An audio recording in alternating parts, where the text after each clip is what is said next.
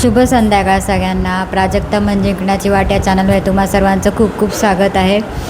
आपले आता जवळजवळ 1000 सबस्क्रायबर पूर्ण होत आहेत. मला इतका आनंद होतो आहे ना. सगळे नवीन आलेल्या सबस्क्रायबरचं खूप खूप स्वागत. तर आज मस्त संडे आम्ही आरामात एन्जॉय करतो आहे आणि स्पेशल मेनू पण बनवतो आहे. आणि निधीच्या IITच्या दोन्ही ब्लॉगला तुम्ही खूप भरभरून प्रतिसाद दिला, त्याबद्दल सर्वांचे मनपूर्वक आभार. आणि आज संडे स्पेशल आपला मस्त मिक्स व्हेज पराठा, पुदिना चटणी आणि मँगो लस्सी असा बेत आहे. तर ती रेसिपी तुमच्याबरोबर पण आता ती पूर्ण रेसिपी शेअर करते आहे. तर चला तर मस्त स्वयंपाकाला लागूया. मी ना या आठवड्यात तुम्हाला वेगवेगळे पराठ्याचे प्रकार दाखवणार आहे. म्हणजे डिनरला आपलं 1 पॉट मील असतं ना, त्याप्रमाणे ते होणार आहे. आता आज मी मिक्स व्हेज पराठा केला आहे. तसं कधी कोबीचे पराठे होतात, पालक पराठे होतात, नंतर मसाला लच्छा पराठा काल दाखवला. वेगवेगळे प्रकार आपण करूया आणि पराठ्याची सिरीज या आठवड्यात आपण कंप्लीट करूया. असे इन्स्टंट रेसिपी आपण मस्तपैकी शेअर करत राहूया. तर आज मिक्स व्हेज पराठा तुम्ही बघा. आलू पराठा तर मी ऑलरेडी शेअर केलेलाच आहे. आणि हे काय याच्याबरोबर काही नाही केलं तरी चालतं आहे. नुसता बटरबरोबर मस्त लागतो. किंवा लोणी घ्यायचं, सॉस आहे, चटणी आहे, लोणचं आहे. आपल्या घरात हे तर सगळं कायम असतंच. कशावर लावून खाऊ शकता. मी मस्त आज पुदिना चटणी केली, ती पण छान पाचक असते. म्हणजे हेवी जेवण झालं तरी पुदिना चटणीमुळे आपल्याला त्रास होऊ शकत नाही, पचायला सोपं होतं. तर आता आपण रेसिपीला सुरुवात करूया. मिक्स व्हेज पराठे बनवण्यासाठी सगळ्यात पहिले आपण आधी आपल्याला बटाटे उकडून घ्यायचे. तर मी कुकरला असे हाफ कापून पाण्यात थोडे टाकून बटाटे उकडायला लावले आणि 6 विसल घेतल्या. नंतर आता भाज्या घेऊया. कोबी, सिमला मिरची आणि गाजर आहे माझ्याकडे. तर मी हे किसून घेतलं. आणि फ्लॉवरची भाजी सकाळी केली होती ना, तर मी आयडिया केली की फ्लॉवरची आपली मिरचीवर साधी परतलेली भाजी होती ना, मग ती पण मी घेतली. ती पण आपण त्यात मिक्स करून टाकायची. म्हणजे कसं सगळ्या भाज्या पण पोटात जातात ना. ही पण मी एक आयडिया केली, त्याला ऑलरेडी मसाला होताच. तर ती भाजी पण मी त्यात ॲड केली. आणि बटाटा छान ना किसून घ्यायचा आहे किसणीने आपल्याला. त्यामुळे तो एकसारखा होतो आणि मग लाटताना फुटत नाही आपला पराठा. तर आता या सगळ्या भाज्या मी त्यात टाकून घेतल्या बटाट्यामध्ये. उकडलेला बटाटा किसला आपण त्याच्यामध्ये. आता आलं लसूण पेस्ट टाकते. एक एक सगळे आता मसाले ॲड करू आपण.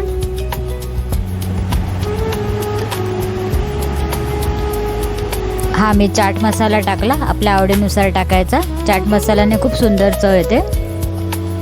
हळद टाकली, लाल तिखट टाकलं. आपापल्या आवडीनुसार तिखट मीठ कमी जास्त करता येईल. धणे जिरे पूड टाकली. थोडासा गरम मसाला टाकला.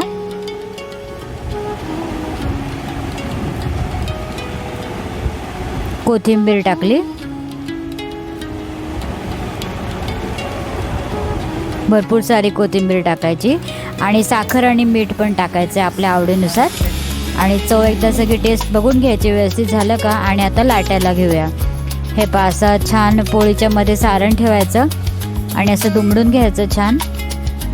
आणि व्यवस्थित आधी हाताने दाबून घेतलं ना, मग सारण शेवटपर्यंत जातं छान. असं लाटून घ्यायचं. आणि नॉर्मल जसं आपण पोळ्यांसाठी कणिक भिजवतो तशीच कणिक भिजवली. आम्ही काही वेगळी भिजवत नाही. फक्त हे सारण थोडं ओलसर असतं, त्यामुळे लाटताना जरा थोडासा त्रास होतो. तर थोडा पिठाचा वापर जास्ती करावा लागतो, कारण सगळं भाज्या ओलसर असतात ना. तर एकदम हळूवार हाताने लाटायचं. थोडे जाड ठेवले तरी चालेल आणि छोटे छोटे लाटायचे. आपल्याला जर सवय नसेल ना, तर छोटे छोटे करायचे. आणि थोडे जाडसर ठेवले तरी हरकत नाही. आलू पराठ्याचं कसं सारण खुटखुटीत होतं, पण मिक्स व्हेजचं सारण थोडं ओलसर असतं, त्यामुळे इथे जरा कसं आपलं पणाला लागतं. पण थोडे जाड ठेवले तर जमतं.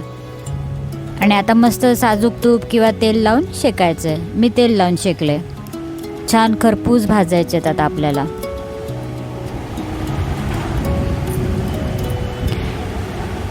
आधी तेल तूप न लावता नुसतंच 2दा असं पलटवून घ्यायचं आहे. आणि नंतर मस्त तेलावर खरपूस भाजून घ्यायचे आहेत. पण चवीला अप्रतिम लागतात मिक्स व्हेज. मला आलू परोठ्यापेक्षा मिक्स व्हेज पराठे खूप आवडतात. आमच्या घरी सगळ्यांचेच फेवरेट आहे.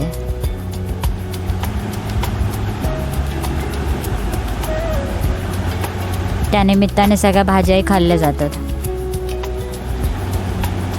थोडा आता तवा तापू देऊया. पहिलाच पराठा आहे ना, तर एकदा तवा तापला की झटपट पराठे होतात.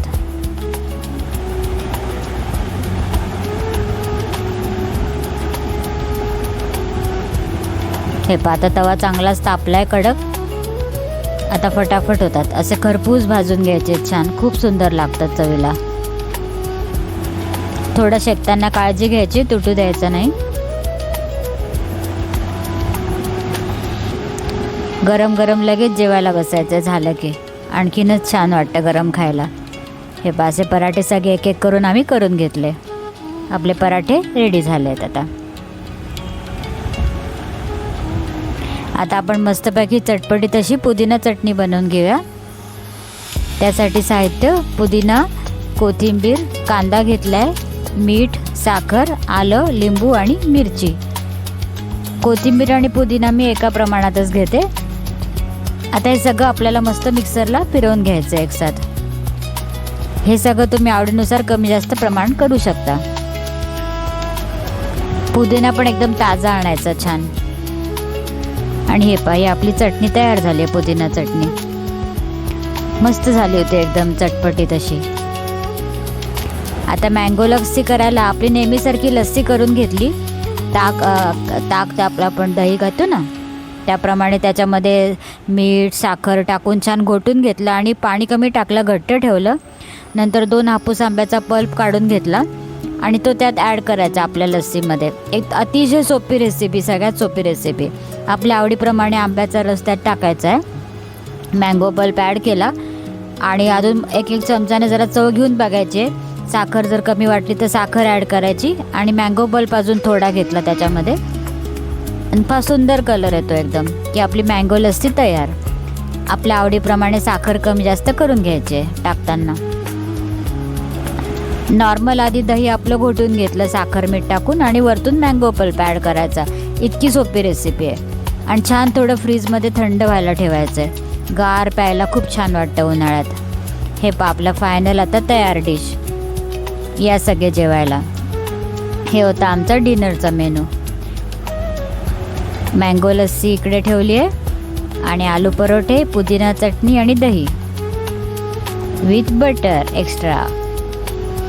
है की नाही मस्त खमंग बेत.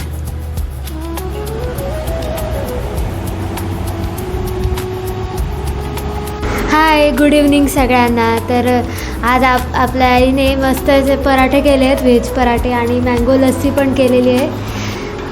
आणि खूप टेस्टी आहे ही मँगो लस्सी आणि पराठे. तुम्ही पण घरी हे नक्की करून बघा आणि या जेवायला. हॅलो, आत्ताच सगळा स्वयंपाक झाला आहे.